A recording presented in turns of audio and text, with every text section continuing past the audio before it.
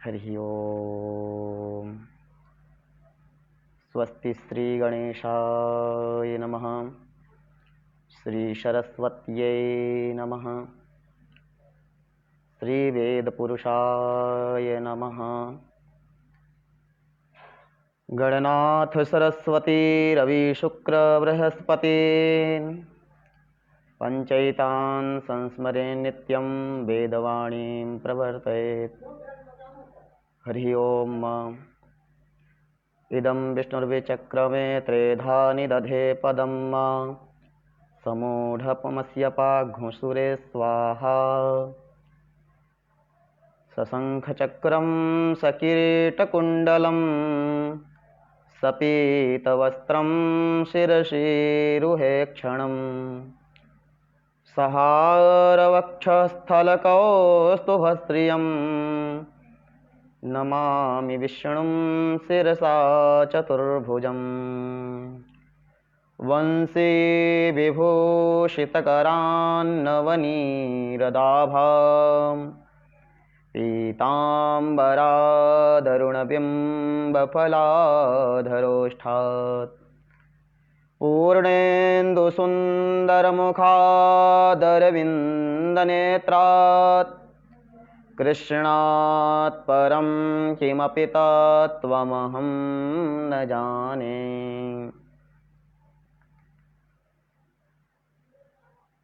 अकारण करुणावरुणालय परब्रह्म परमात्मा श्री कृष्ण के श्री युगल चरणों में अनंत कोटि प्रणाम करते हुए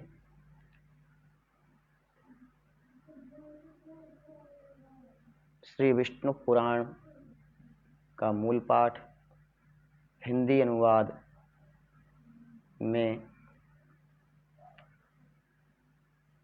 क्रम से आज चतुर्थ दिवस पर 8वें, 9वें और 10वें अध्याय का पाठ किया जाएगा।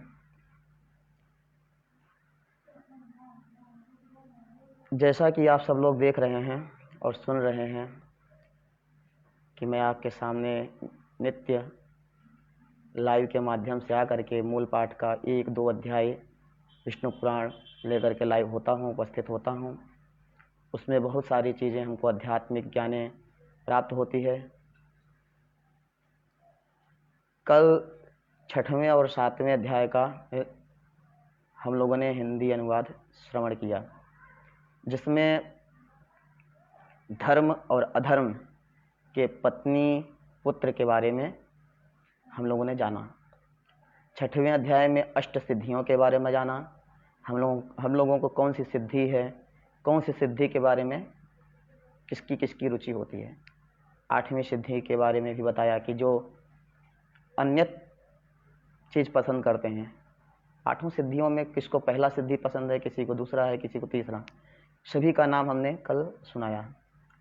और 7वें अध्याय में धर्म के जो पुत्र हैं, दक्ष प्रजापति, प्रसूति के जो 24 कन्याएं थीं, उन कन्याओं में जो 13 कन्याएं धर्म की पत्नी के रूप में थीं और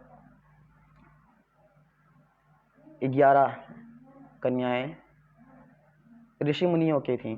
उन सबका धर्म के प्रति जो भी सबका नाम यथावत हमने सुनाया अनुवाद में, और अधर्म की भी बताई कि हिंसा नाम की पत्नी। तो इसी तरह आज हम लोग भी आगे 8वें अध्याय में भी जानेंगे कि क्या है, सुनेंगे और मूल पाठ संस्कृत का भी श्रवण करेंगे। कल हमको पता चला, जैसे कि किसी ने बताया कि आपने जब बोला कि मुझे तो पता नहीं चल रहा है कि हमारी आवाज़ आप तक जा रही है कि नहीं। जब पूरा ख़त्म हो जाता है तो पता चलता है कि आवाज़ आ रही है, तो बाद में सुनते हैं।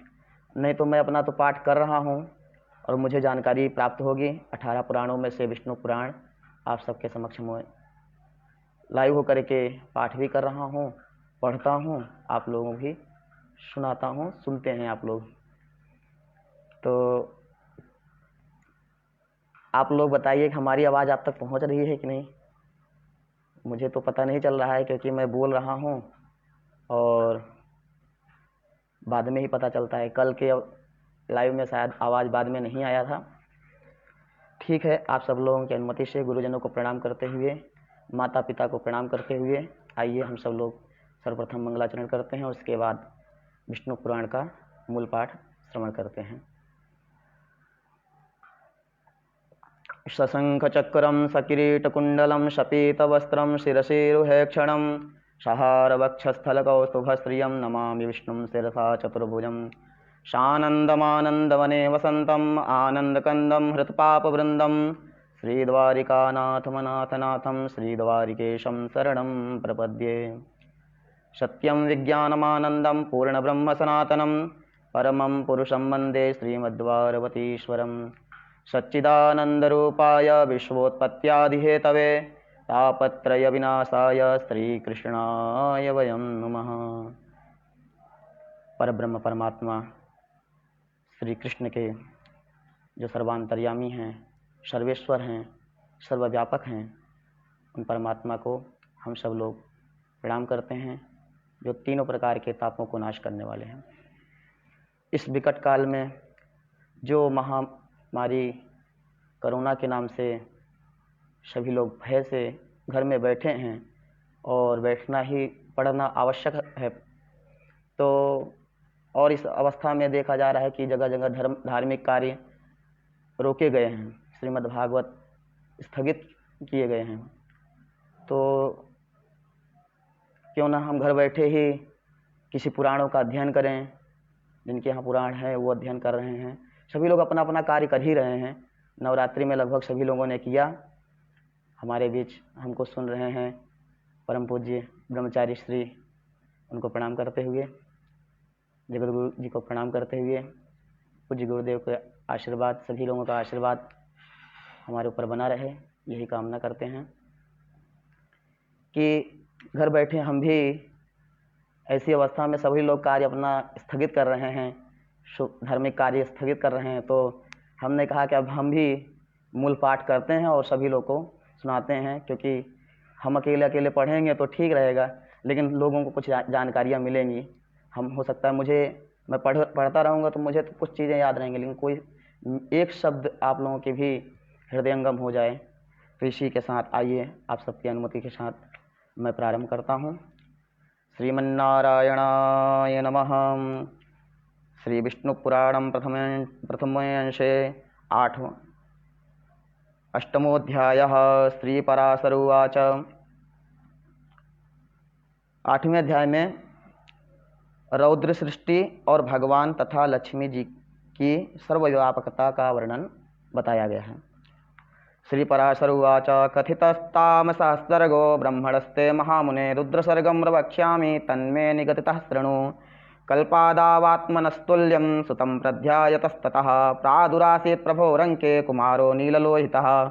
रोदसुस्वरं सोऽथ प्राद्रवद्विजसत्तम किं त्वं रोदिसि त्वं ब्रह्म रुदन्तं प्रत्युवाचः। नामदेहेति तं सोऽथ प्रत्युवाच प्रजापतिः। रुद्रस्त्वं देवनाम्नासि मा रोदिद्धैर्यवमावह। एवमुक्तः पुनः सोऽथ सप्तकृत्वो रुद्रोद वै। इसमें श्री पराशर जी बोले, हे महामुने, मैंने तुमसे ब्रह्मा जी के तामस सर्ग का वर्णन किया, अब मैं रुद्र सर्ग का वर्णन करता हूँ, सो सुनो।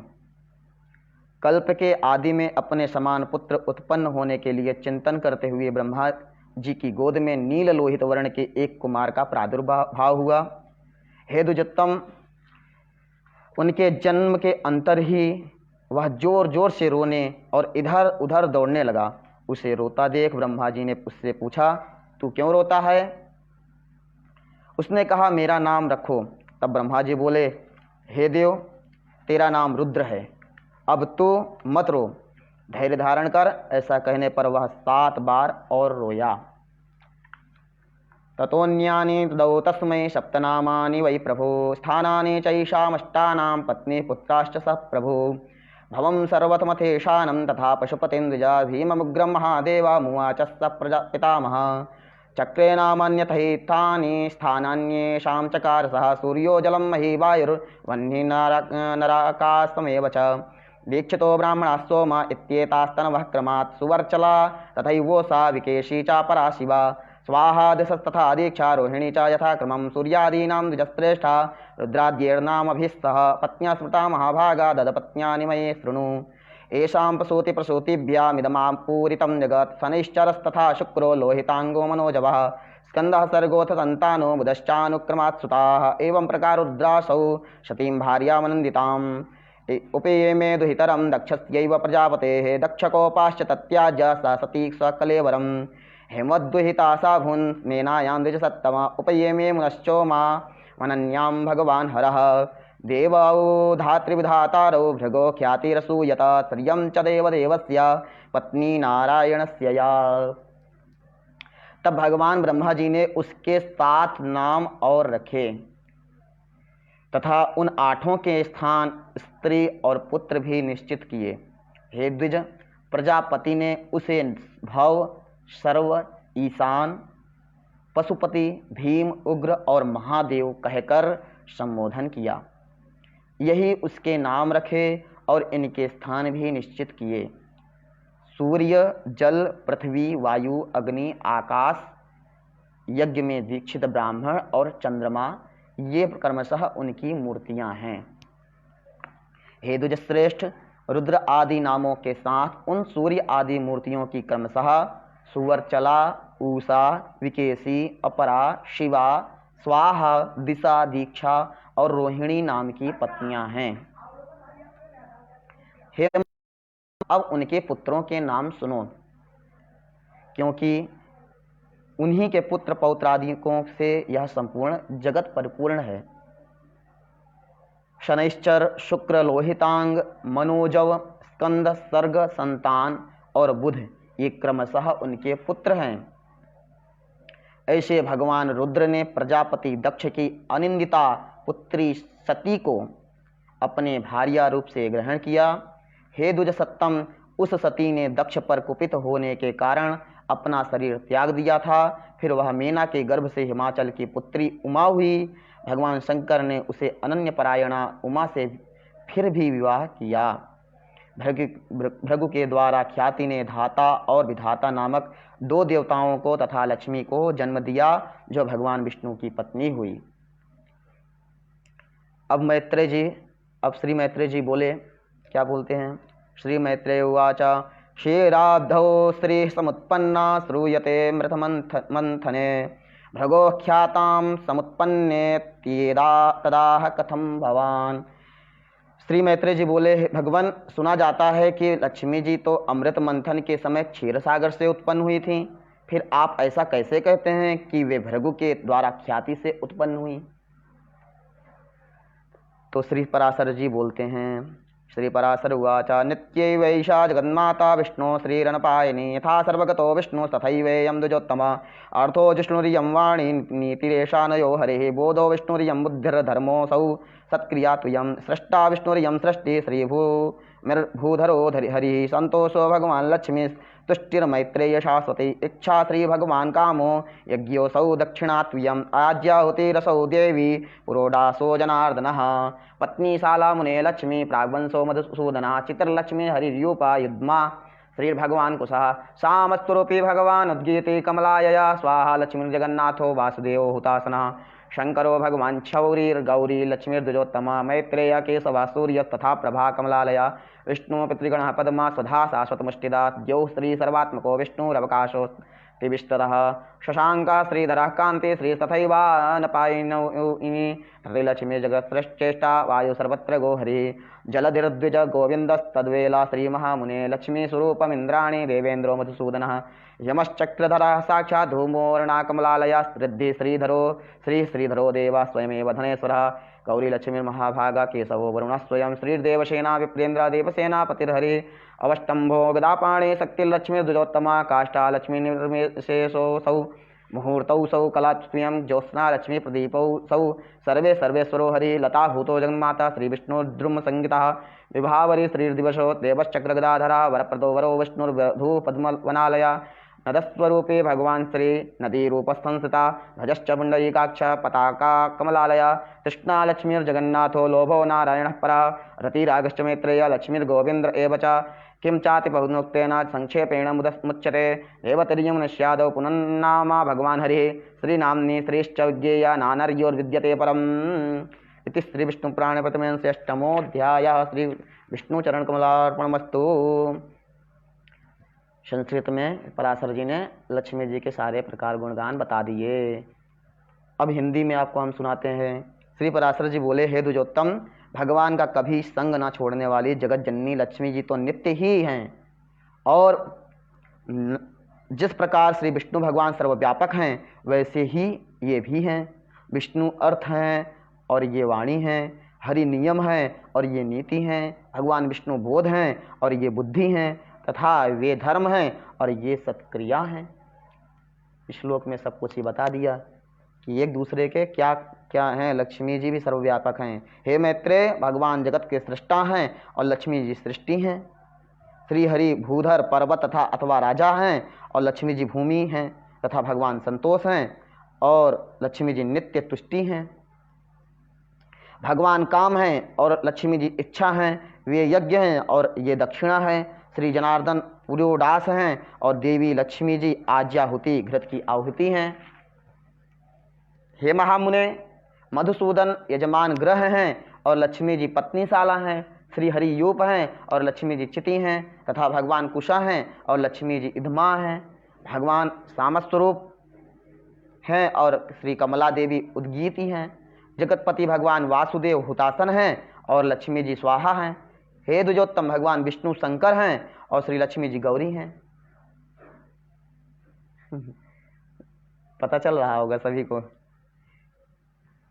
तथा हे मैत्रेय, श्री केशव सूर्य हैं और कमलवासिनी श्री लक्ष्मी जी उनका प्रभा हैं। श्री विष्णु पितृगण हैं और श्री कमला नित्य पुष्टदायिनी स्वधा हैं। विष्णु अति विस्तीर्ण सर्वात्मक अवकाश हैं और लक्ष्मी जी स्वर्गलोक हैं। भगवान श्रीधर चंद्रमा हैं और श्री लक्ष्मी जी उनकी अक्षय कांति हैं।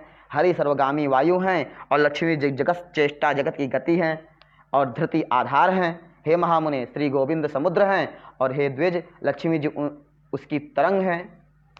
भगवान मधुसूदन देवराज इंद्र हैं और लक्ष्मी जी इंद्राणी हैं। चक्रपाणी भगवान यम हैं और श्री कमला यम पत्नी धूमूर्णा हैं।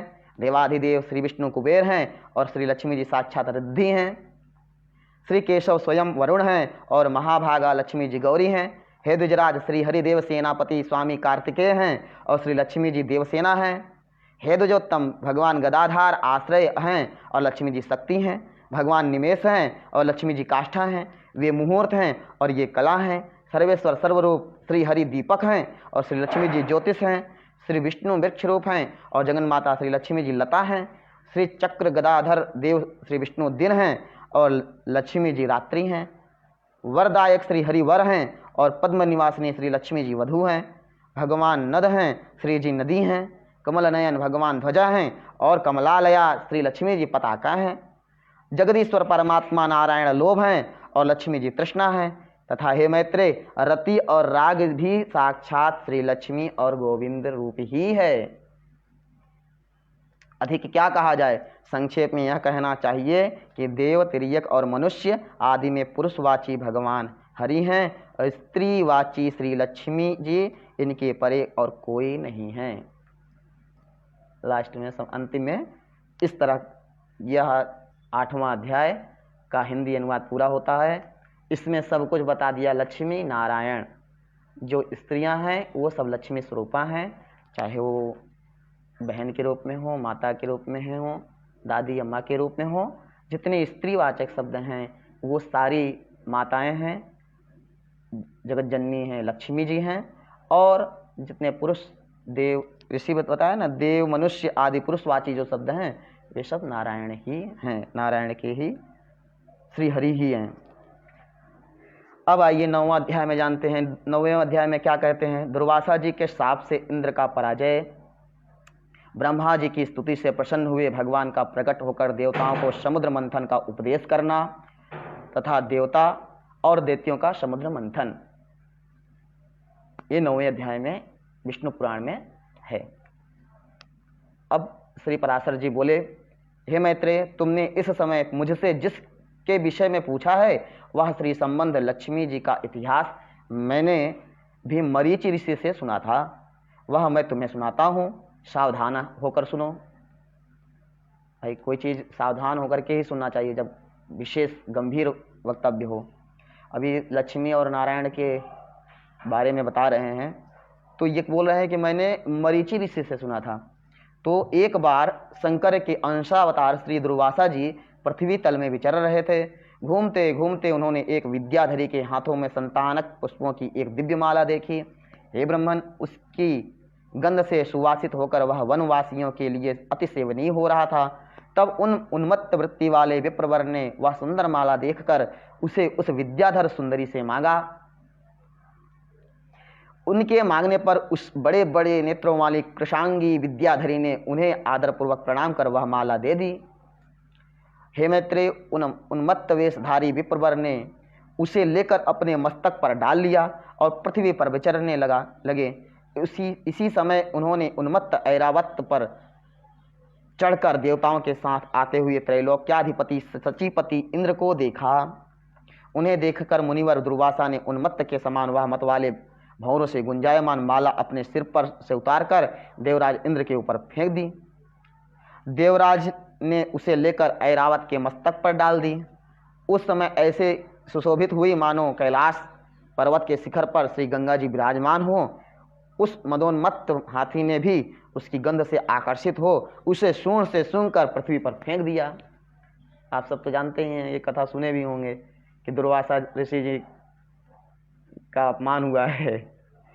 तो अब हाथी तो उन्मत्त है, उसने फेंक दिया। हे मैत्रेय, यह देखकर मुनिश्रेष्ठ भगवान दुर्वासा जी अति क्रोधित हुए और देवराज इंद्र से इस प्रकार बोले। आइए इसका मूल पाठ हिंदी संस्कृत का पढ़ते हैं। श्री पराशर उवाच इदं च शृणु मैत्रेय यत् पृष्टोऽहं त्वया श्री संबंधं मयोप्येतच्छ्रुतमासीन् मरीचितः। दुर्वाच संग्रस्याश्च चचार पृथ्वीमिमां सददर्श स्त्रियं दिव्या मृषिर्विद्याधरी करे संतानकानामखिलं यस्या गन्धेन वासितम् अतिसेव्यमभूत् ब्रह्मन् तद्वनं वनमचारिणाम् उन्मत्तव्रतधिग्विप्रस्तां दृष्ट्वा शोभनां स्त्रियं तामिवाचे वरारोहां विद्याधरवधूं ततः याचिता तेन तन्वङ्गी मालां विद्याधराङ्गना ददौ तस्मै विशालाक्षी सादरं प्रणिपत्यतं तामादायात्मनो मूर्ध्नि स्त्रजन्मत्तरूपधृक् कृत्वा सा विप्रो मैत्रेय परिबभ्राम मेदिनीं स ददर्श तन्मायान्तमुन्मत्तैरावते स्थितं त्रैलोक्याधिपतिं देवं सह देवै सचीपतिं तामात्मनः सृजमुन्मत्तषट्पदाम् अदायामरराजाय चिक्षेपोन्मत्तमन्मुनिः गृहीत्वा मरराजेन स्त्रगैरावतन्मूर्धनि न्यस्तारराजकैलासशिखरे जाह्नवी यथा मदान्धकारिताक्षोऽसौ गन्धाकृष्टेन वारणः करेणाग्राय किक्षेपा तां सृजं धरणीतले ततश्चक्रोधत् भगवान् दुर्वासा मुनिसत्तमः मैत्रेय देवराजं तं क्रुद्धश्चैतदुवाचः। अब दुर्वासा जी बोले, अभी इसके पहले आपने पराशर जी को सुना, पराशर जी सुना रहे थे। अब दुर्वासा जी कहते हैं, आप लोगों ने संस्कृत का अनुवाद सुनते वक्त हो सकता है चले गए हों। अब हिंदी आप सोचेंगे कि बीच में छूट गया, हम दोनों को क्यों लेके चल रहे हैं, क्योंकि पाठ बड़ा है, 9वां अध्याय बड़ा है और हम एक बार पूरा संस्कृत अनुवाद करेंगे तो शायद कुछ लोग नहीं सुनेंगे। बीच बीच में हिंदी अनुवाद जो मूल सार है, जो कहना चाहते हैं, वो सुनने के लिए आपको मूल पाठ भी सुनना ही पड़ेगा, नहीं तो बीच में छूट जाएंगे। दुर्वासा जी ने कहा, अरे ऐश्वर्य के मद से दृश्यचित्त इंद्र, तू बड़ा ही ढीठ है। तूने मेरी दी हुई संपूर्ण शोभा की धाम माला का कुछ भी आदर नहीं किया। अरे तूने न तो प्रणाम करके बड़ी कृपा की, ऐसा ही कहा, और न हर्ष से प्रसन्न वदन होकर उसे अपने सिर पर ही रखा। रे मूढ़, तूने मेरी दी हुई माला का कुछ भी मूल्य नहीं किया, इसलिए तेरा त्रिलोकी का वैभव नष्ट हो जाएगा। दुर्वासा उवाच ऐश्वर्यमदुष्टानां मन्नतस्तद्धो शिवासव श्रियो धाम सृजं त्वं मद्दत्तां नाभिनन्दसे प्रसादेनोक्तं ते प्रणिपात पुरस्सरं हर्षोत्फुल्लकपोलेन न चापि शिरसा धृता मया दत्तामिमां मालां यस्मान्न बहुमन्यसे त्रैलोक्यस्त्रीरतो मूढ़ा विनाशमुपयास्यति। यही बात अभी हमने जो बोला, नष्ट किया। यही जो दुर्वासा जी ने कहा वही संस्कृत में कह दिया। आगे कहते हैं, इंद्र निश्चय ही तू मुझे और ब्रह्माणी के समान ही समझता है, इसलिए तू अति मानी ने हमारा इस प्रकार अपमान किया। अच्छा, तूने मेरी दी हुई माला को पृथ्वी पर फेंका है, इसलिए तेरा यह त्रिभुवन भी शीघ्र ही स्त्रीहीन हो जाएगा। रे देवराज, जिसके क्रुद्ध होने पर संपूर्ण चराचर जगत भयभीत हो जाता है, उस मेरा ही तूने अति गर्व से इस प्रकार अपमान किया। माँ, अभी यही बात संस्कृत में, माँ मन्यसे त्वं सदृशं नूनं सक्रेरतरद्विजये अतो व नमस्मासो मानिना भवता कृतं मद्दत्ता भवता यस्मात् क्षिप्ता माला महीतले तस्मात् प्रणष्टलक्ष्मीकं त्रैलोक्यं ते भविष्यति यस्य संजातकोपस्य भयमेति चराचरं तं त्वं मामति गर्वेण देवराजावमन्यसे। श्री पराशर जी बोले, तब तो इंद्र ने तुरंत ही ऐरावत हाथी से उतरकर निष्पाप मुनिवर दुर्वासा जी को अनुनय विनय करके प्रसन्न किया। तब उसके प्रणाम आदि करने से प्रसन्न होकर मुनिश्रेष्ठ दुर्वासा जी उससे इस प्रकार कहने लगे। श्री पराशर जी बोले, महेंद्रो बाणस्कंधादवतीर्यत्वरान्वितः प्रसाददयामास मुनिन्द्रुवसकमकल्मषं प्रसाद्यमाना सतदा प्रणिपात पुरस्सरं प्रत्युवाच सहस्राक्षं दुर्वासा मुनिसत्तमः। दुर्वासा जी बोले, इंद्र, मैं कृपालु चित्त नहीं हूँ, मेरे अंतःकरण में क्षमा को स्थान नहीं है। वे मुनिजन तो और ही हैं, तुम समझो मैं तो दुर्वासा ही हूँ ना। दुर्वासा के बारे में कौन नहीं जानता। तो क्रोधादि से भरपूर हैं और अपना देखिए अपना परिचय भी दे रहे हैं कि मैं उनकी तरह थोड़ी हूँ और मुनियों की तरह, मेरे स्थान में क्षमा नहीं है। अच्छा, गौतम आदि अन्य मुनिजनों ने तो व्यर्थ ही तुझे इतना मुंह लगा लिया है, पर याद रख, मुझ दुर्वासा का सर्वस्व तो क्षमा न करना ही है। दयामूर्ति वशिष्ठ आदि के बढ़ बढ़कर स्तुति करने से तू इतना गर्वीला हो गया है कि आज मेरा भी अपमान करने चला है। होना चाहिए। ऐसे ऋषि मुनि नहीं होते तो सच में राजा बहुत अहंकारी हो ही जाते हैं। तो ये इंद्र पद प्राप्त करके सर्व कुछ सोचते हैं, सभी देवताओं के राजा हैं और मेरा कोई कुछ नहीं कर सकता है। तो ऐसे ऋषि मुनि भी होते हैं जो क्षमा नहीं करते, उनको तो उसको भोगना ही पड़ता है, उनका वचन अकाट्य होता है और गर्वीला बन जाते हैं, इसलिए डरते हैं। और देखिए आज की स्थिति भी कुछ ऐसे ही है। खूब उनकी स्तुति किया और मेरा अपमान तूने किया। अरे आज त्रिलोकी में ऐसा कौन है जो मेरे प्रज्वलित जटा कलाप और टेढ़ी भ्रुकुटी को देखकर भयभीत न हो जाए। रे शतक्रतो, तू बारंबार अनुनय विनय करने का ढोंग क्यों करता है? तेरे इस कहने सुनने से क्या होगा?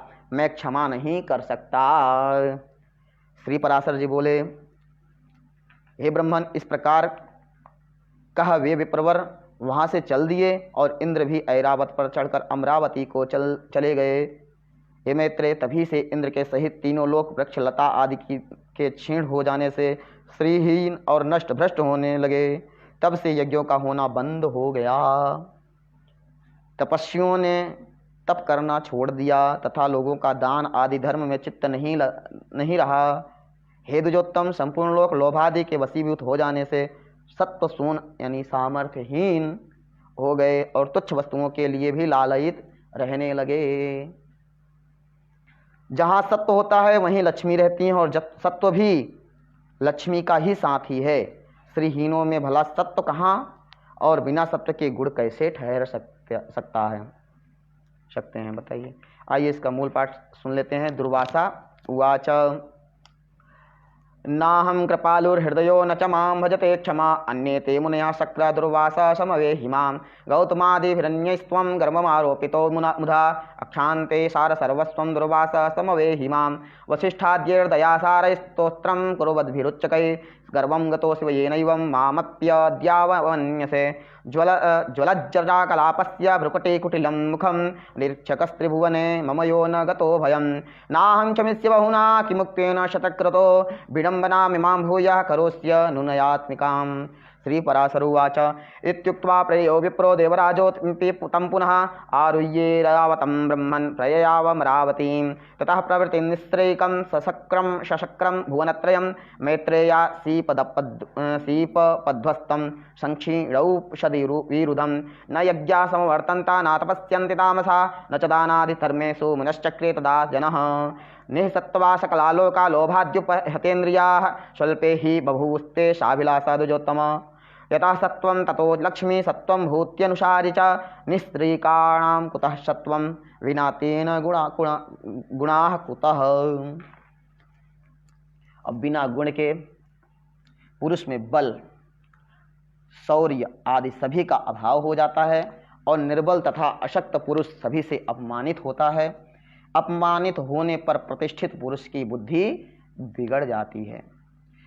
बलशौर्यार्धभावश्च पुरुषाणां गुणैर्विना लंघनीया समस्तस्य बलशौर्यविवर्जितः भवत्यपध्वस्तमतिर्लङ्घितः प्रथितः पुमान् एवमत्यन्तनिस्त्रीके त्रैलोक्ये सत्त्ववर्जिते देवान् प्रतिबलोद्योगं पुमान् देवान् प्रतिबलोद्योगं चक्रुर्दैते यदानवाः लोभाभिभूता निस्त्रीका दैत्या सत्त्वविवर्जिता स्त्रिया विहीनैर्निः सत्त्वैर्देवैश्चक्रुस्ततोरणं विजिता स्त्री दशा दैत्यैरिन्द्राद्या शरणं ययोः पितामहं महाभागं हुताशनपुरोगमाः यथावत् कथितो देवैर्ब्रह्मा प्राह ततः सुरान् परावरेशं शरणं व्रजद्वामसुरार्दनम् उत्पत्तिस्थितिर्नाशानां हेतुमीश्वरं प्रजापतिपतिं विष्णुमनन्तं पराजितं प्रधानपुंसो रजयोः कारणं कार्यभूतयोः प्रणतार्ति हरं विष्णुं सवः श्रेयो विधास्यति। बुद्धि बिगड़ जाती है। अब इस कहते हैं इस प्रकार त्रिलोकी के श्रीहीन और सत्वरहित हो जाने पर दैत्य और दानवों ने देवताओं पर चढ़ाई कर दी। सत्व और वैभव से शून्य होने पर भी दैत्यों ने लोभवश निसत्व और श्रीहीन देवताओं से घोर युद्ध ठाना। अंत में दैत्यों द्वारा देवता लोग परास्त हुए। तब इंद्रादि समस्त देवगण अग्निदेव को आगे कर महाभाग पितामह श्री ब्रह्मा जी की शरण में गए। देवताओं से संपूर्ण वृत्तांत सुनकर श्री ब्रह्मा जी ने उनसे कहा, हे देवगण, तुम दैत्य दलन परेश्वर भगवान विष्णु की शरण जाओ, जो आरोप से संसार की उत्पत्ति स्थिति और संहार के कारण है, किंतु वास्तव में कारण भी नहीं है, और जो चराचर के ईश्वर, प्रजापतियों के स्वामी, सर्वव्यापक, अनंत और अजय हैं, तथा जो अजन्मा किंतु कार्य रूप में परिणत हुए प्रधान मूल प्रकृति और पुरुष के कारण हैं, एवं शरणागत वत्सल है। शरण जाने पर वे अवश्य तुम्हारा मंगल करेंगे। श्री पराशर जी बोले, हे मित्रे, संपूर्ण देवगणों से इस प्रकार कह लोक पितामह श्री ब्रह्मा जी भी उनके साथ क्षीर सागर के उत्तरी तट पर गए। वहां पहुंचकर पितामह ब्रह्मा जी समस्त देवताओं के साथ परावर नाथ श्री विष्णु भगवान की अति मंगलमय वाक्यों से स्तुति की। श्री पराशरुवाच एवं मुक्त्वा सुरान् सर्वान् ब्रह्मा लोकपितामहः क्षीरोदस्योत्तरं तीरं तैरेव वसयितो ययौ स गत्वा त्रिदशैः सर्वैः समवेतः पितामहः तुष्टावाग्भिरिष्टाभिः परावरपतिं हरिं। ब्रह्मोवाच, ब्रह्मा जी कहने लगे, जो समस्त अणुओं से, ये स्तुति है, स्तुति भगवान के, यही भगवान के गुणगान गाते हैं। जो समस्त अणुओं से भी अणु और पृथ्वी आदि समस्त गुरुओं भारी पदार्थों से भी गुरु है, भारी हैं, उन निखिल लोक विश्राम पृथ्वी के आधार स्वरूप अप्रकाश्य अभेद्य सर्वस्वरूप सर्वेश्वर अनंत अज और अव्यय नारायण को मैं नमस्कार करता हूँ। मेरे सहित संपूर्ण जगत जिसमें स्थित है, जिससे उत्पन्न हुआ है, और जो देव सर्वभूतमय है, तथा जो पर प्रधान आदि से भी पर है, जो पर पुरुष से भी पर है, मुक्ति लाभ के लिए मोक्षकामी मुनिजन जिसका ध्यान कर धरते हैं, तथा जिस ईश्वर में सत्वादि प्राकृतिक गुणों का सर्वथा अभाव है, वह समस्त शुद्ध पदार्थों भी परम शुद्ध परमात्मा स्वरूप आदि पुरुष हम पर प्रसन्न हों। ब्रह्मोवाच नमामि सर्वं सर्वेशमनन्तमजमव्ययं लोकधाम धराधारमप्रकाशमभेदिनं नारायणमणीयांश समशेषाणामणीयसां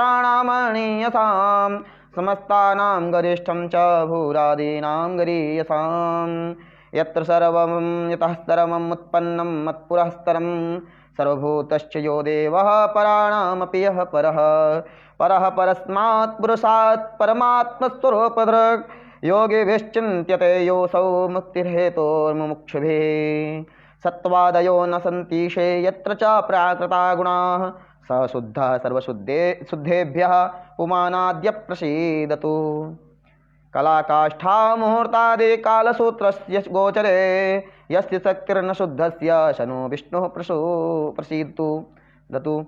जिस शुद्ध स्वरूप भगवान की शक्ति विभूति कला काष्ठा और मुहूर्त आदि काल क्रम का विषय नहीं है, वे भगवान विष्णु हम पर प्रसन्न हों।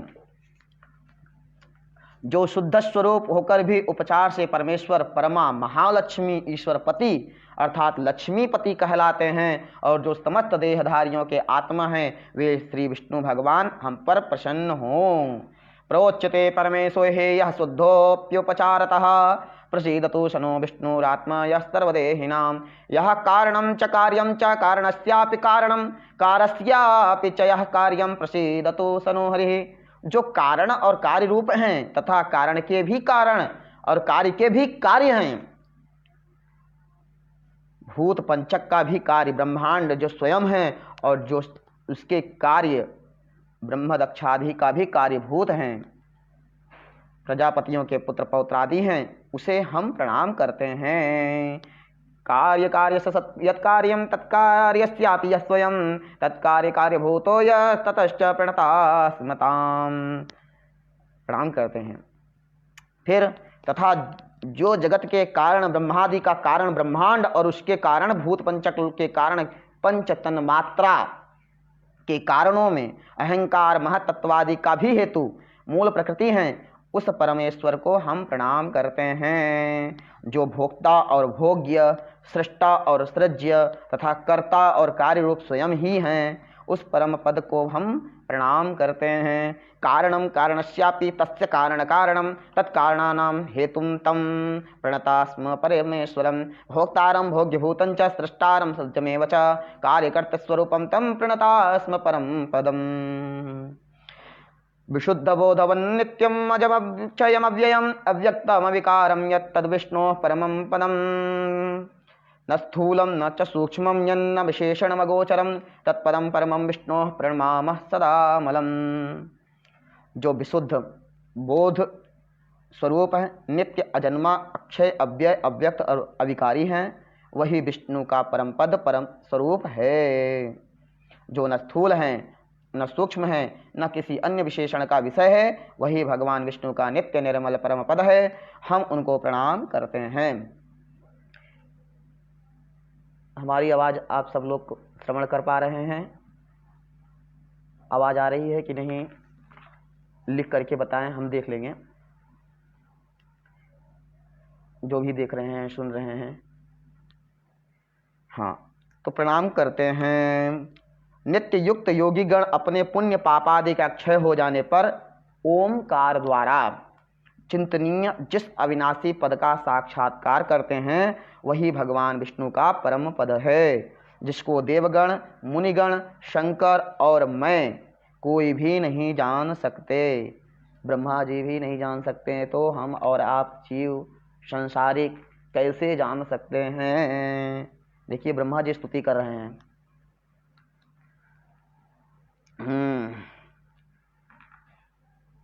और वही परमेश्वर श्री विष्णु का परम पद है।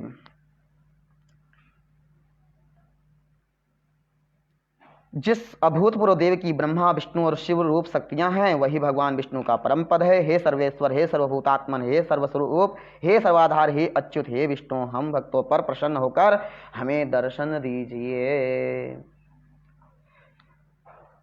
आइए इसका संस्कृत पढ़ लेते हैं। यस्यायुतायुतांशांशे विश्वशक्तिरियं स्थिता परब्रह्म स्वरूपं यत् प्रणमामस्तमव्ययं यद्योगिनः सद्योक्ताः पुण्यपापक्षयक्षयं पश्यन्ति प्रलये नित्यं चिन्त्यं तद्विष्णोः परमं पदं। यन्न देवा न मुनयो न चाहं न च शङ्करः जानन्ति परमेशस्य तद्विष्णोः परमं पदं। शक्तयो यस्य देवस्य ब्रह्म विष्णु शिवात्मिका भवन्त्यभूतपूर्वस्य तद्विष्णोः परमं पदं। सर्वेश्वर सर्वभूतात्मन् सर्वसर्वाश्रयाच्युतः प्रसीद विष्णु भक्तानां वृजनो दृष्टिगोचरम्। श्री पराशर जी बोले। तो आगे कहते हैं पराशर जी, ब्रह्मा जी के इन उद्गारों को सुनकर देवगण भी प्रणाम करके बोले, प्रभु हम पर प्रसन्न होकर हमें दर्शन दीजिए। हे जगद्धाम सर्वगत अच्युत, जिसे ये भगवान ब्रह्मा जी भी नहीं जानते, आपके उस परम पद को हम प्रणाम करते हैं। तदनंतर ब्रह्मा और देवगणों के बोल चुकने पर बृहस्पति आदि समस्त देव ऋषिगण कहने लगे, जो परम स्तवनीय आद्य यज्ञ पुरुष हैं और जो पूर्वजों के भी पूर्व पुरुष हैं, उन जगत के रचयिता निर्विशेष परमात्मा को हम नमस्कार करते हैं।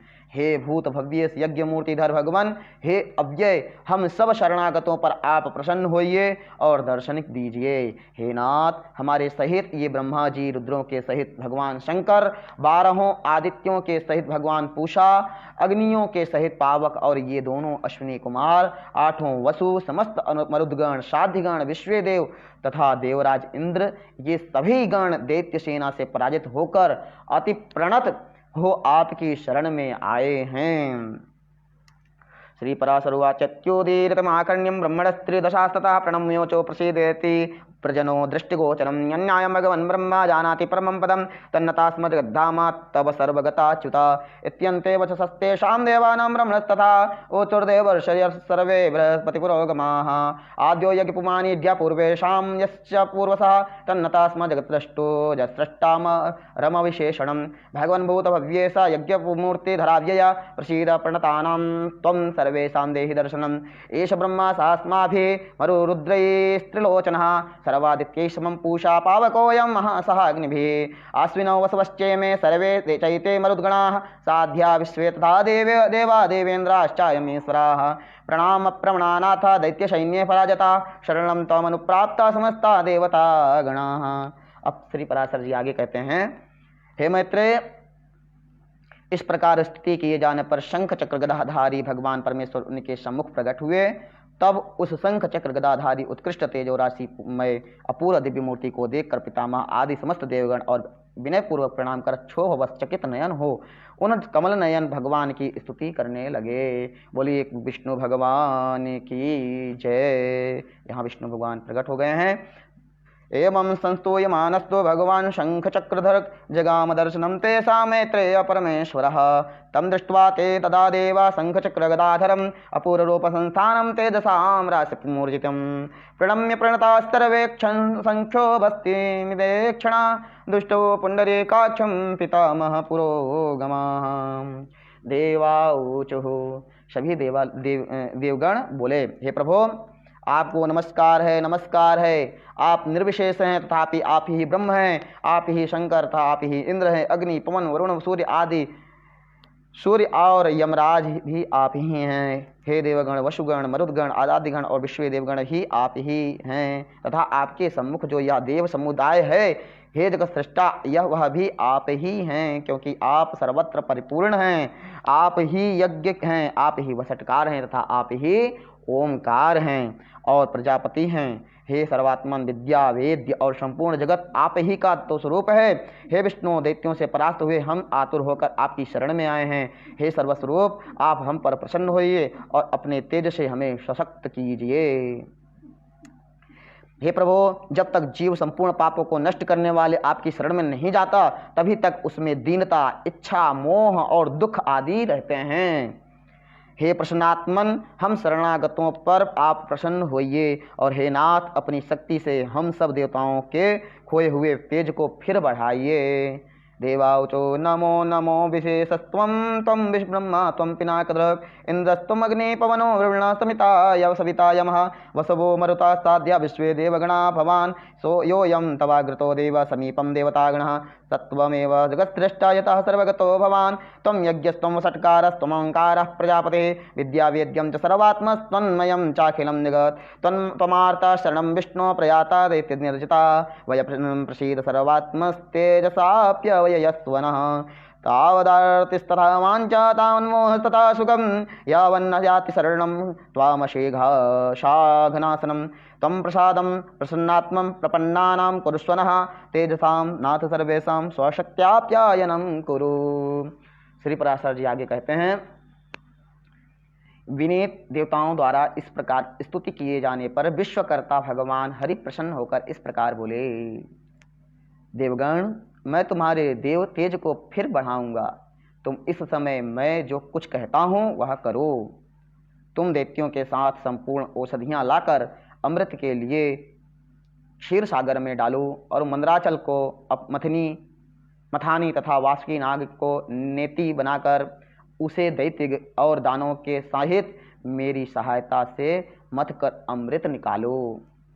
तुम लोग साम नीति का अवलंबन कर दैत्यों से कहो कि इस काम में सहायता करने से आप लोग भी इसके फल में समान भाग पाएंगे। समुद्र के मथने पर उससे जो अमृत निकलेगा उसका पान करने से तुम सबल और अमर हो जाओगे। हे देवगण, तुम्हारे लिए मैं ऐसी युक्ति करूंगा जिससे तुम्हारे द्वेषी दैत्यों को अमृत न मिल सकेगा और उनके हिस्से में केवल समुद्र मंथन का क्लेश ही आएगा। श्री पराशर उवाच एवं संसूयमानस्तो प्रणतैरमहैरैः प्रसन्नदृष्टिर्भगवान् निदमाः सविश्वकृत् तेजसा भवतां देवा करिष्याम्यपु ब्रह्मणं वदाम्यहं यत्क्रियतां भवद्भिस्तदिदं सुरा आनीय सहितादेत्ये क्षीराब्धौ सकलौषधे पृच्छित्यप्यात्रामृतार्थं ताः सकला दैत्यदानवैः मन्थानं मन्दरं कृत्वा नेत्रं कृत्वा च वासुकीं मथ्यतामृतं देवा सहाये मयि अवस्थिते शामपूर्वं च दैतेयास्तत्र साहाय्यकर्मणि सामान्यफलभोक्तारो योऽयं वाच्य भविष्यथ मथ्यमाने च तत्राब्धौ यत् समुत्पत्स्यते मृतं तत्पानाद्वलिनो यूयमराश्च भविष्यत तथा चाहं करिष्यामि ते यथा त्रिदशद्विषः न प्राप्यस्यन्त्यमृतं देवा केवलं क्लेशभागिनः। आगे श्री पराशर जी बोले, तब देव भगवान विष्णु के ऐसा कहने पर सभी देवगण दैत्यों से संधि करके अमृत प्राप्ति के लिए यत्न करने लगे। हे मैत्रेय, देव दानव और दैत्यों ने नाना प्रकार की औषधियाँ लाकर उन्हें शरद ऋतु के आकाश की सी निर्मल कांति वाले क्षीर सागर के जल में डाला और मंदराचल की मथानी तथा वासुकी नाग को नेति बनाकर बड़े वेग से अमृत मथना आरंभ किया। भगवान ने जिस ओर वासुकी की पूंछ थी उस ओर देवताओं को तथा जिस ओर मुख था उधर दैत्यों को नियुक्त किया। महातेजस्वी वासुकी के मुख से निकलते हुए निश्वासाग्नि से झुलसकर सभी दैत्यगण निस्तेज हो गए और उसी श्वास वायु से विक्षिप्त हुए मेघों के पूंछ की ओर बरसते रहने से देवताओं की शक्ति बढ़ती गई। श्री पराशर उवाच इत्युक्ता देवदेवेन सर्व एव तदासुरा संधानमसुरैः कृत्वा यत्नवन्तो मृते भवन् नानौषधे समानेय देवदैत्ये दानवा छित्त्वा क्षीराब्धे पयसे शरद्भ्रामलत्विषे मन्थानं मन्द्रं कृत्वा नेत्रं कृत्वा च वासुकीं ततो मथितुमाराब्धा मैत्रेय तरसामृतं विबुधा सहिता सर्वे यतः पुञ्छं तथा कृताः कृष्णेन वासुकेर्दैत्या पूर्वकायेन वेशिताः ते तस्य मुखनिश्वासमन्विता पयत तत्त्विषः निस्तेजसो सुराः सर्वे बभूरमितौजसः तेनैव मुखनिश्वास वायुनास्तबलाहकैः पुच्छप्रदेशे वर्षद्भिस्तदा साप्यायताः सुराः। हे महामुने, भगवान स्वयं कूर्म रूप धारण कर क्षीर सागर में घूमते हुए मंदराचल के आधार हुए और वे ही चक्र गदाधर भगवान अपने एक अन्य रूप से देवताओं में और एक रूप से दैत्यों में मिलकर नागराज को खींचने लगे थे। तथा हे मैत्रेय, एक अन्य विशाल रूप से जो देवता और अदैत्यों को दिखाई नहीं देता था, श्री केशव ने ऊपर से पर्वत को दबा रखा था। भगवान श्री हरि अपने तेज से नागराज वासुकी में बल का संचार करते थे और अपने अन्य तेज से वे देवताओं का बल बढ़ा रहे थे। इस प्रकार उपर्याक्रांतवाच्छैलं बृहद्रूपेण केशवः तथा परेण मैत्रेय यन्न दृष्टं सुरासुरैः तेजसा नागराजानं तथाप्यायतिवान् हरिः अन्येन तेजसा देवान् उपबृंहतवान् प्रभुः। इस प्रकार देवता और दानवों द्वारा क्षीर समुद्र के मथे जाने पर पहले हवि यज्ञ सामग्री की आश्रय रूपा सुर पूजिता कामधेनु उत्पन्न हुई। बोलिए गौ माता की जय। हे महामुने, उस समय देव और दानवगण अति आनंदित हुए और उसकी ओर चित्त खींच जाने से उनकी टकटकी बन गई। फिर स्वर्गलोक में यह क्या है, यह क्या है, इस प्रकार चिंता करते हुए सिद्धों के समक्ष मद से घूमते हुए नेत्रों वाली वारुणी देवी प्रकट हुई और पुनः मंथन करने पर उस क्षीर सागर से अपनी गंध से त्रिलोकी के सुगंधित करने वाला तथा सुर सुंदरियों का आनंदवर्धक कल्पवृक्ष उत्पन्न हुआ। हे मैत्रेय, तत्पश्चात क्षीर सागर से रूप और उदारता आदि गुणों से युक्त अति अद्भुत अप्सराएं प्रकट हुईं। फिर चंद्रमा प्रकट हुआ जिसे महादेव जी ने ग्रहण कर लिया। इसी प्रकार क्षीर सागर से उत्पन्न हुए विष को नागों ने ग्रहण किया। फिर श्वेत वस्त्रधारी साक्षात भगवान धन्वंतरी जी अमृत से भरा कमंडलू लिए प्रकट हुए। हे मैत्रेय, उस समय मुनिगण के सहित समस्त दैत्य और दानवगण स्वस्थ चित्त होकर अति प्रसन्न हुए।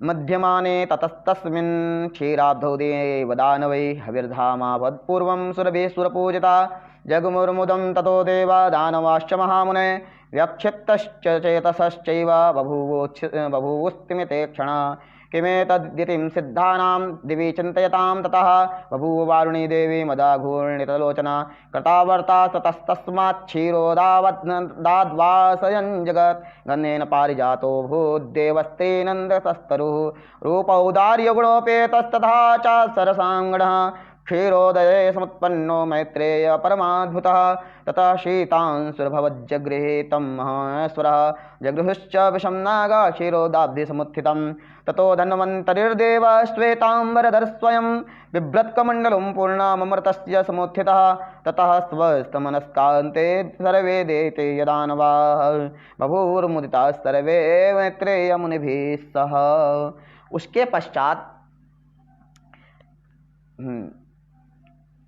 उसके पश्चात विकसित कमल नयन विराजमान स्फुट कांतिमयी श्री लक्ष्मी देवी हाथों में कमल पुष्प धारण किए क्षीर सागर से प्रकट हुई। ततः स्फुरत कांतिमती विकासिक कमले स्थिता श्रीदेवी पयसस्तसमादुद्भूता धृत पंकजा।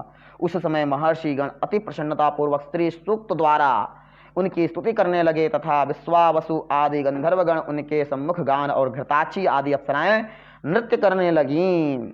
उन्हें अपने जल से स्नान कराने के लिए गंगा आदि नदियां स्वयं उपस्थित हुईं और दिग्गजों ने सुवर्ण कलशों में भरे हुए उनके निर्मल जल से सर्वलोक महेश्वरी श्री लक्ष्मी देवी को स्नान कराया।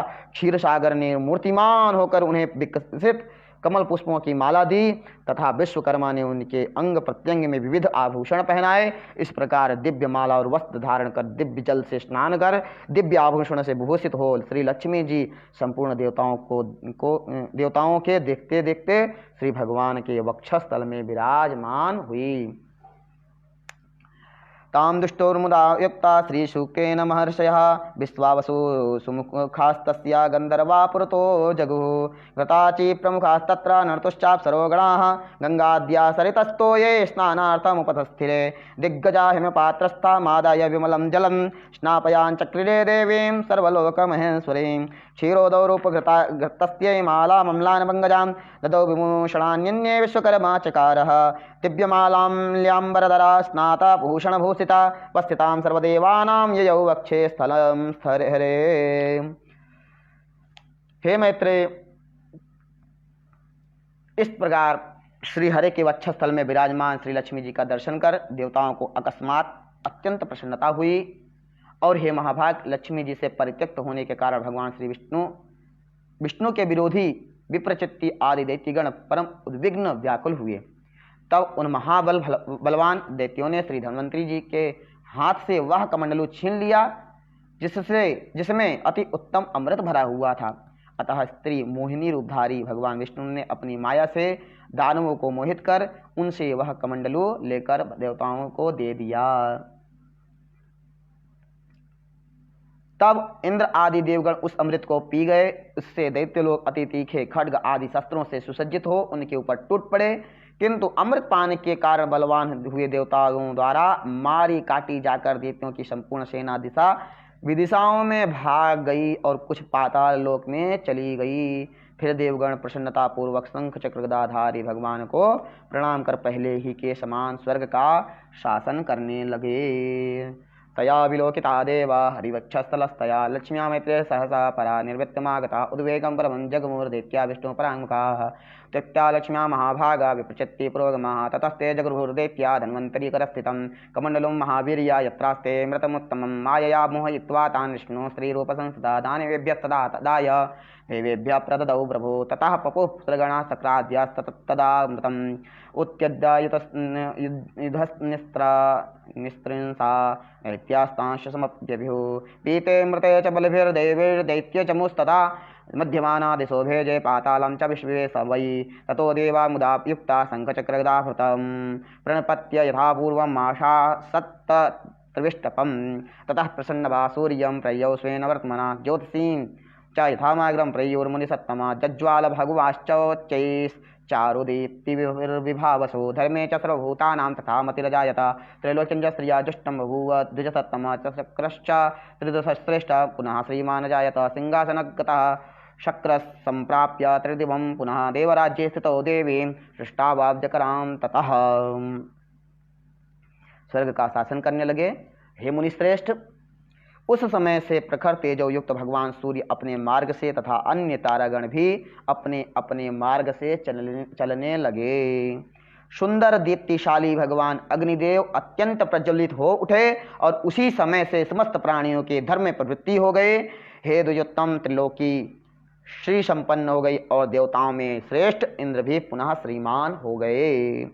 तदनंतर इंद्र ने स्वर्गलोक में जाकर फिर से देवराज्य पर अधिकार पाया और राज सिंहासन पर आरूढ़ हो पद्महस्ता श्री लक्ष्मी जी की इस प्रकार स्तुति कर की। इंद्र उवाच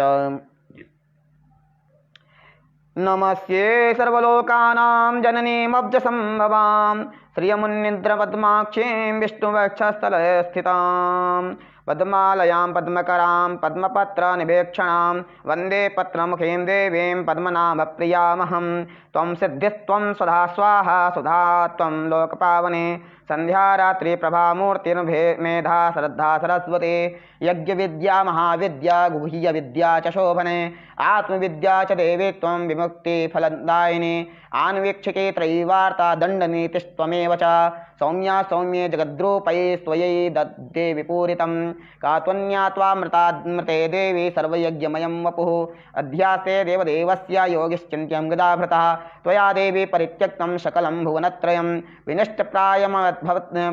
विनष्टप्रायमभवत् त्वयेदानीं समेधितं दारापुत्रा तथागार सुहृद्धान्यधनादिकं भवत्येतन्महाभाग्ये नित्यं त्वद्वीक्षणान्नृणां शरीरारोग्यस्मैश्वर्यमरिवक्ष्यपच्छया सुखं देवी त्वद्दृष्टिदृष्टानां पुरुषाणां न दुर्लभं त्वं माता सर्वलोकानां देवदेवो हरिः पिता त्वयैतद्विष्णुना चाम्बा जगद्व्याप्तं चराचरं मा नः कोशं तथा गोष्ठं मा गृहं मा परिच्छनं मा शरीरं कलत्रं च त्वजेथाः सर्वपावनी मा पुत्रान् मा सुहृद्वर्गं मा पशून् मा विभूषणं त्वजेथा मम देवस्य विष्णोर्वक्षस्थलालये सत्त्वेन सत्यशौचाभ्यां तथा शीलादिभिर्गुणैः त्यजन्त्येते नराः सद्य संत्यक्ता ये त्वयामले त्वया विलोकिता सद्य शीलाद्यैरखिलैर्गुणैः कुलैश्वर्यैश्च युज्यन्ते पुरुषा निर्गुणा अपे सश्लाघ्यश्च गुणी धन्यः सकुलीनः स बुद्धिमान्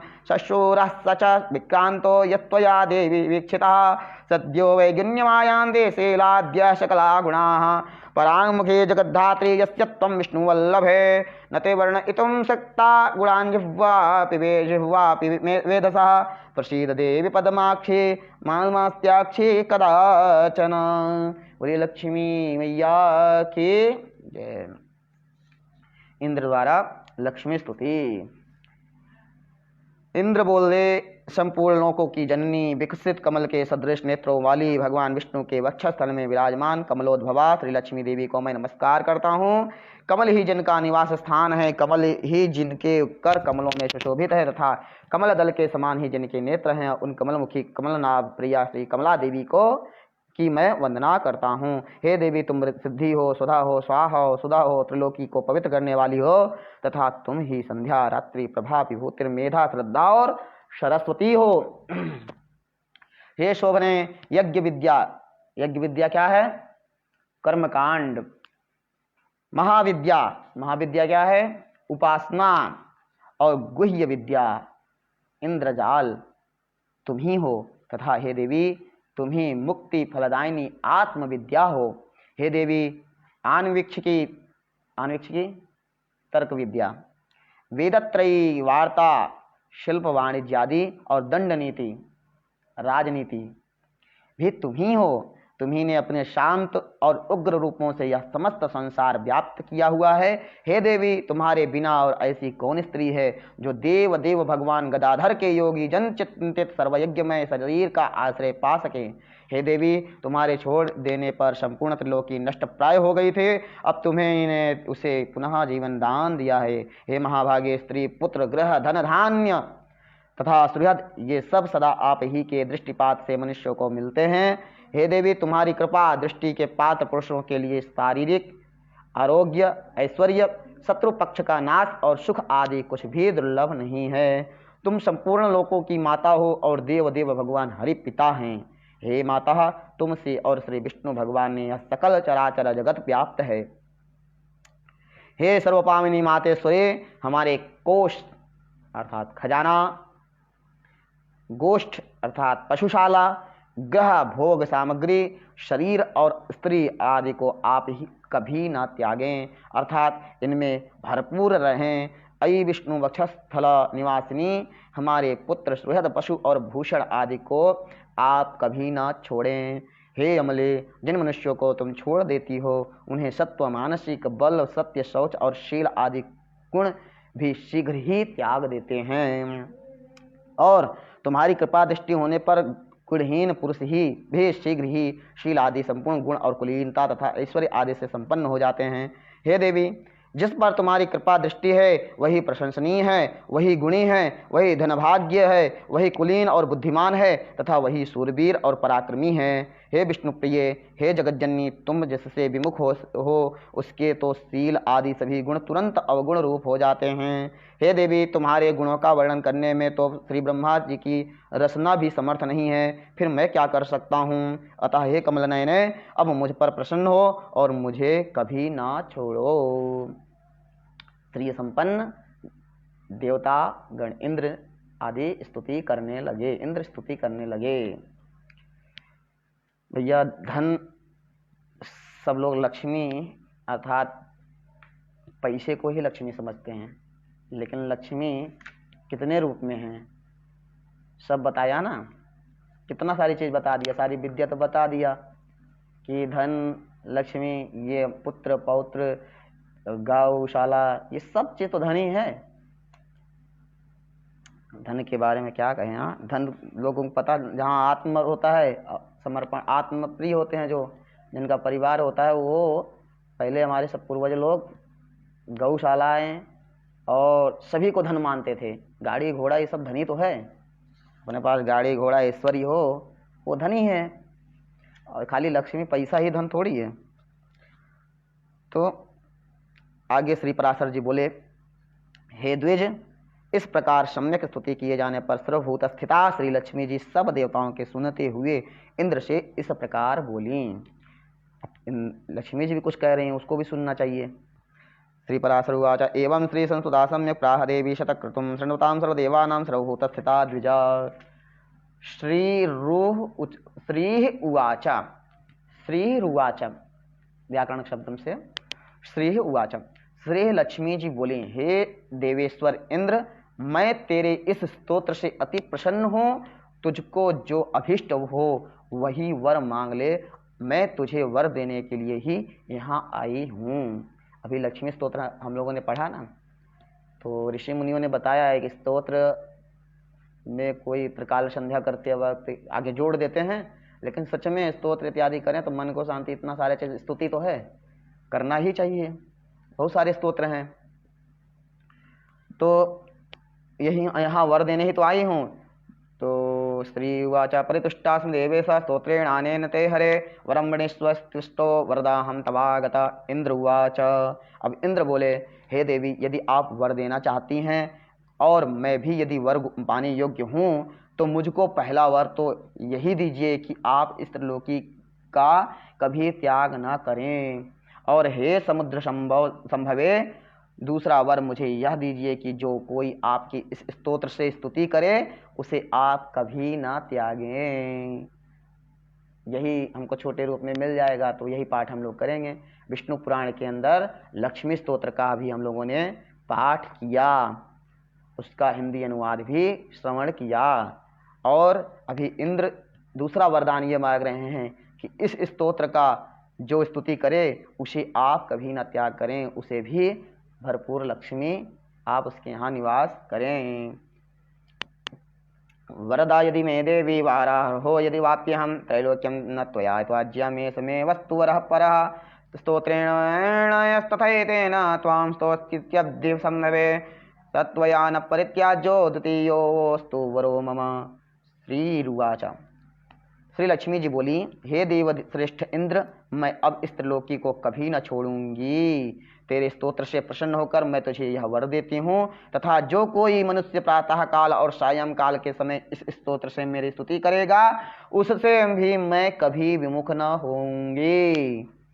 सुन लिया भैया जी कि स्वयं लक्ष्मी जी कह रही हैं कि प्रातः काल और सायं काल का इस स्तोत्र का जो पाठ करेगा उसके पास मैं रहूँगी, उसे भी कभी नहीं छोड़ूंगी।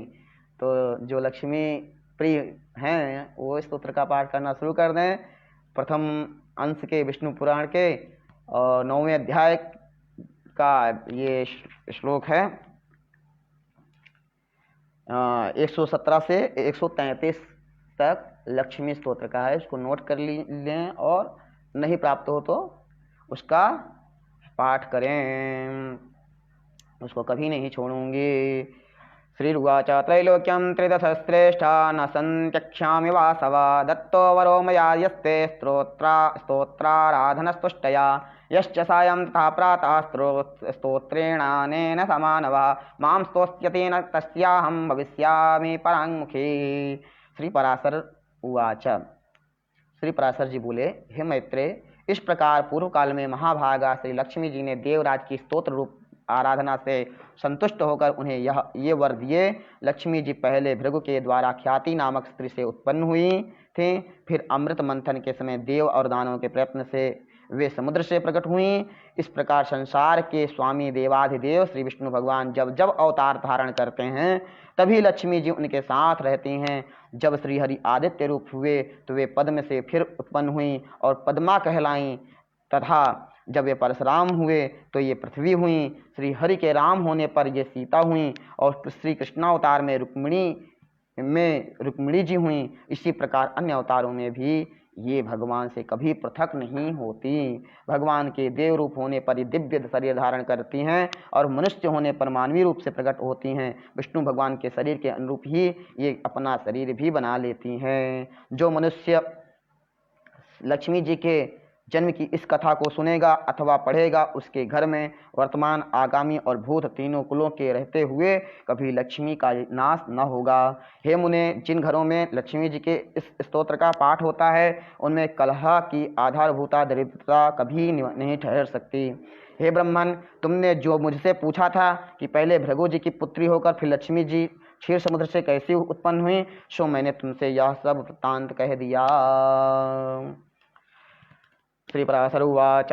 एवं ददौ वरं देवे देवराजाय वै पुरा मैत्रेय श्रीर्महाभागा स्तोत्रराधनतोषिता भृगो ख्यात्यां समुत्पन्ना स्त्री पूर्वमध्ये पुनः देवदानव यत्नेन प्रसूता मृतमन्थने।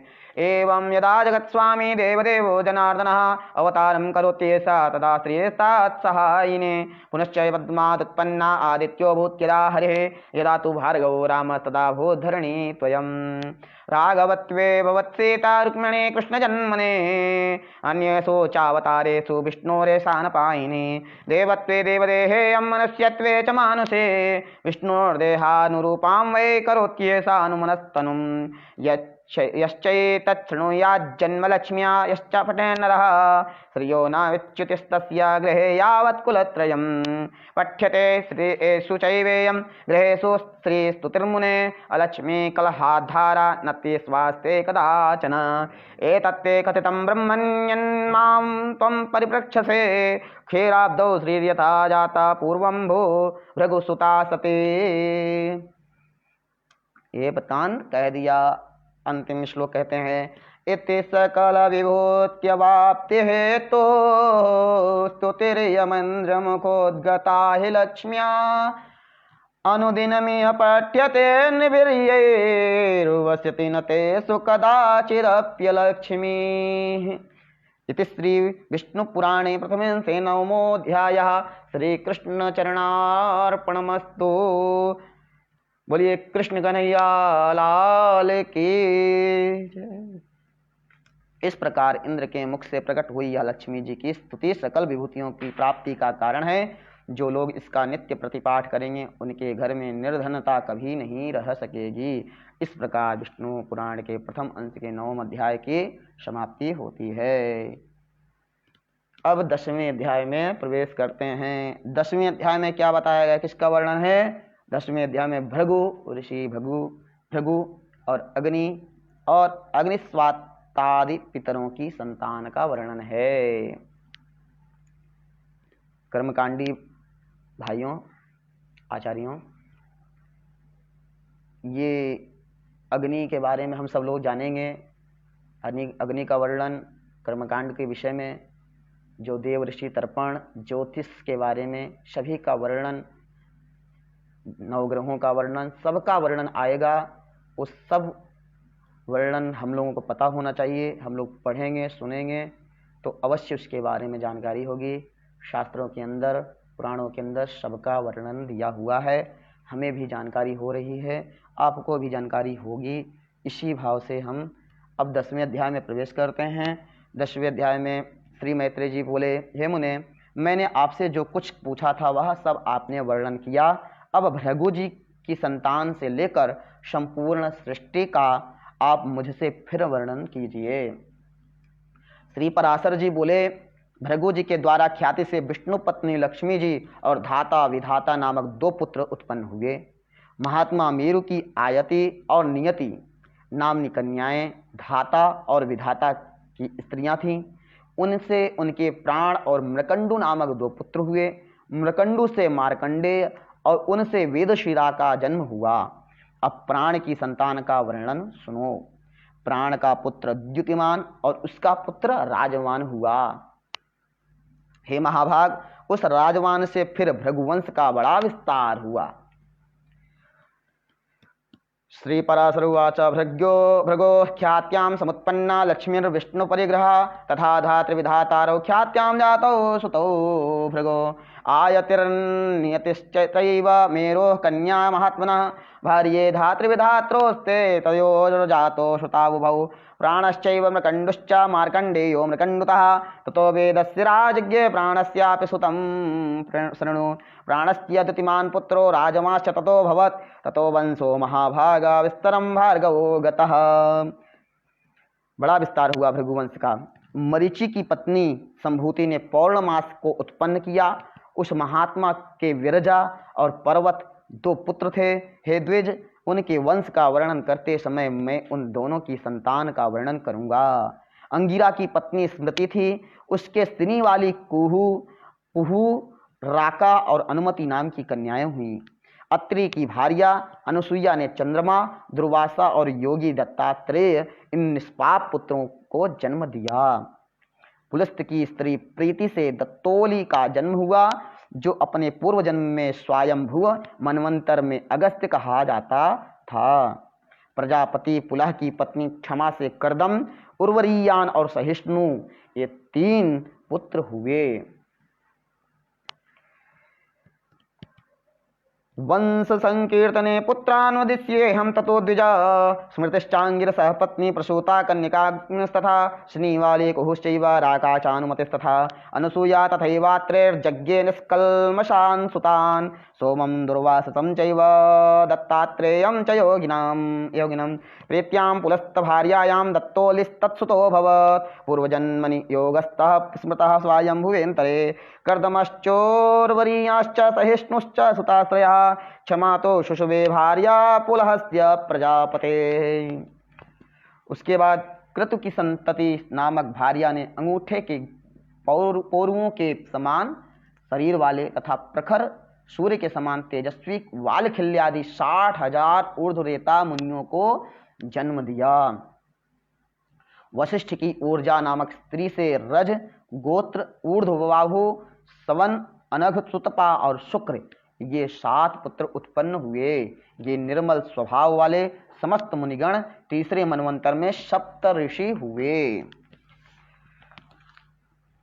क्रतोश्च संतति भार्या वालखिल्यानसूयता षष्टिपुत्र सहस्राणि मुनीनां मूर्ध्वरेतसाम् अंगुष्ठपर्वमात्राणां जलद्भास्कर तेजसाम् ऊर्जायां तु वसिष्ठस्य सप्ता जायन्त वै सुता रजो गोत्रोर्ध्वरे बाहुश्च सवनश्चानघस्तथा सुतपाः शुक्र इत्येते सर्वे सप्तर्षयो मलाः। यो सावज्ञभिमानी स्यात् ब्राह्मणस्तनयोग्रजः तस्मात् स्वाहा सुतान् लेभे त्रीनुदारौ जसो द्विजा पावकं पवमानं तु शुचिं चाप्ये जलाशिनं तेषां तु सन्दते तावन्ये चत्वारि षश्च पञ्च च कथ्यन्ते वह्न्ययश्चैते पिता पुत्रत्रयं च यत् एवमेकोनपञ्चाशद्वह्न्यया परिकीर्तिताः पितरो ब्रह्मणा सृष्टा व्याख्याता ये मया द्विजा अग्निस्वात्ता बह्यसदोऽग्नयः साग्नयश्च ये तेभ्यः सुदासुते यज्ञे मेनां वैधारणीं तथा ते उभे ब्रह्मवादिन्यो योगिन्या वक्यभुवे द्विजा उत्तमज्ञानसम्पन्ने सर्वैः समुदितैर्गुणैः इत्येषा दक्षकन्यानां कथितापत्यसन्ततिः श्रद्धावान् संस्मरण्येता मनपत्यो न जायते। इति श्रीविष्णुपुराणे प्रथमेंशे 10मोऽध्यायः। श्रीविष्णुचरणकमलार्पणमस्तु। इस तरह मूल पाठ संस्कृत का अनुवाद 10वें अध्याय का समाप्ति होता है और वहाँ पर जो तीसरे मनवंतर में सप्तर्षि हुए शुक्रादि का, उसके बाद हे द्विज अग्नि का अभिमानी देव जो ब्रह्मा जी का ज्येष्ठ पुत्र है, उसके द्वारा स्वाहा नामक पत्नी से अति तेजस्वी पावक पवमान और जल को भक्षण करने वाला शुचि, ये 3 पुत्र हुए। इन तीनों के प्रत्येक के 15-15 पुत्र के क्रम से 45 संतानें हुई। पिता अग्नि और उसके 3 पुत्रों को मिलाकर ये सब अग्नि ही कहलाते हैं। इस प्रकार कुल 49 अग्नि कहे गए हैं। हे द्विज ब्रह्मा जी द्वारा रचे गए जिन अनग्निक अग्निस्वात्ता और साग्निक बर्हिषद आदि पितरों के विषय में तुमने से कहा था, उनके द्वारा स्वधा ने मेना और धारिणी नामक 2 कन्याएं उत्पन्न की। वे दोनों ही उत्तम ज्ञान से संपन्न और सभी गुणों से युक्त ब्रह्मवादिनी तथा योगिनी थीं। इस प्रकार यह दक्ष कन्याओं की वंश परंपरा का वर्णन किया। जो कोई श्रद्धापूर्वक इसका स्मरण करता है वह निसंतान नहीं रहता। इस तरह प्रथम अंश के 10वें अध्याय की समाप्ति होती है। बोलिए कृष्ण कन्हैया लाल की जय। श्री विष्णु भगवान की जय। सियावर रामचंद्र भगवान की जय। राधा रानी सरकार की जय। नमः पार्वती पतये हर हर हर महादेव हर। हरे राम राम राम हरे हरे, हरे राम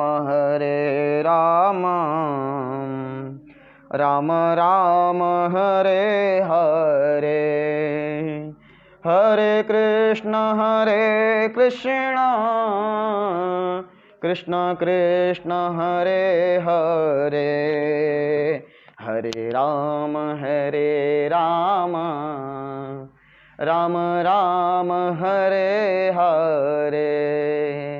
बोलिए कृष्ण कन्हैया लाल की जय। श्री वृंदावन बिहारी लाल की जय। द्वारिकाधीश की जय। राजा रणछोड़ जी की जय। डाकोर वासी की जय। सब भक्तन की जय, सब संतन की जय। जय जय श्री राधे। आज 8वें, 9वें और 10वें अध्याय का विष्णु पुराण का हिंदी और संस्कृत मूल अनुवाद यथावत आप सबके सामने हमने श्रवण कराया। हमें देख रहे हैं निधि कपिल शर्मा जी, जय श्री कृष्णा। उमा शंकर तिवारी जी, जय श्री कृष्णा। प्रतीक ठाकर जी, द्वारिका से जय द्वारिकाधीश। महंत ज्वाला जी, गिरी जी, जय श्री कृष्णा, जय श्रीमन नारायण। विजय मत्थर, जय द्वारकाधीश, जय श्री कृष्णा। अखिलेश पांडे जी, हर हर महादेव, जय श्री कृष्णा, जय शंकर। आचार्य गिरीश चंद्र जोशी सुमन जी, जय श्री कृष्णा। राकेश मिश्रा जी, जय श्री कृष्णा। बामभड़िया हार्दिक भाई, जय श्री कृष्णा। सूरज सिंह, जय श्री कृष्णा। सूरज सिंह जी ने कमेंट किया है गुड, धन्यवाद सूरज भाई। दवे जी, जय श्री कृष्णा। मनोहर शास्त्री जी, जय श्री कृष्णा। सत्यनारायण व्यास जी, जय श्री कृष्णा। रेखा त्रिपाठी जी, जय गंगे, जय श्री कृष्णा, हर हर महादेव। मिथिलेश मितेंद्र बोहरा जी, श्रीमाली जी, जय श्री कृष्णा। विजय शर्मा जी, जय श्री कृष्णा। जितेंद्र मुदगल जी ने कमेंट किया है अति सुंदर, बहुत बहुत धन्यवाद जी आपका, जय श्री कृष्णा। शारदानंद द्विवेदी जी देख रहे हैं, जय श्री कृष्णा। सुनील पांडे जी देख रहे हैं, जय श्री कृष्णा, हर हर महादेव। अजय शर्मा जी, हर हर महादेव। मनीष भोगैता जी, जय श्री कृष्णा। मनीष तिवारी जी, जय श्री कृष्णा। विकास राय जी, जय श्री कृष्णा। रोशनी शर्मा जी, जय श्री कृष्णा, जय माता जी। जितेंद्र मुदगल जी भी देख रहे हैं, जय श्री कृष्णा, सुन रहे हैं, देख रहे हैं। अमरदीप गौतम जी, जय श्री कृष्णा। अमरदीप गौतम जी बीच बीच में लाइक कर रहे थे, आपका धन्यवाद, देख रहे थे हम। आपने शुरू से सुना, हमें पता चला, दिख रहा था कि आप ही देख रहे हैं। अशोक पंड्या जी, जय श्री कृष्णा। सभी लोग बने हैं। बुलनुल आत्मप्रिय, कोई अपने प्रिय ही हैं, ये भी देख रहे हैं। हर हर महादेव भैया, जय श्री कृष्णा। हमारे प्रकाश पांडे जी देख रहे हैं, जय द्वारकाधीश भैया, जय श्री कृष्णा, हर हर महादेव। जयंतु जय मिश्रा शास्त्री जी, जय हो जी, आप भी सुन रहे हैं, हर हर महादेव। शास्त्री जी, जय श्री कृष्णा, राधे राधे। ब्रह्मचारी जी, ब्रह्म विद्यानंद ब्रह्मचारी जी सुन रहे हैं, आपको प्रणाम। पंडित हीरालाल चौबे जी सुन रहे हैं, जय श्री कृष्णा। सीमा सिंह प्रतापगढ़ मैडम जी, जय श्री कृष्णा, आप भी सुन रहे हैं। और पंडित राज शर्मा जी सुन रहे हैं, जय श्री कृष्णा। सभी लोग जो भी इस वीडियो को देख रहे हैं, सभी को जय श्री कृष्णा, जय द्वारिकाधीश, हर हर महादेव। आगे 11वें अध्याय से कल आगे अध्ययन प्रारंभ रहेगा। आज की वीडियो यहीं पर समाप्त करते हैं। सभी को बहुत बहुत धन्यवाद। जय श्री कृष्णा, नमस्कार।